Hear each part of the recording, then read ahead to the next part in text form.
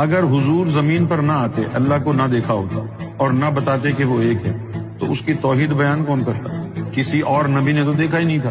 موسیٰ نے دیکھا ہی نہیں تھا تو کیسے کہتا کہ میں شہادت دیتا ہوں اللہ ایک ہے؟ عیسیٰ علیہ السلام نے تو اللہ کو دیکھا ہی نہیں، وہ کیسے کہتے کہ میں شہادت دیتا ہوں اللہ ایک ہے؟ ابراہیم علیہ السلام نے تو نہیں کہا کہ میں شہادت دیتا ہوں اللہ ایک ہے، دیکھا ہی نہیں.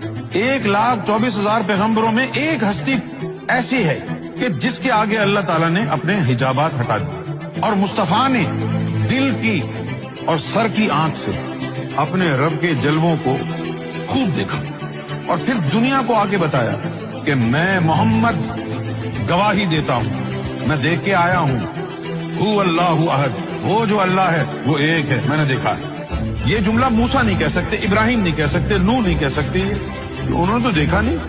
تو اب کہہ دیجئے یہ جملہ کہ مصطفیٰ کے بغیر، اقرار مصطفیٰ کے بغیر توحید ادھوری ہے.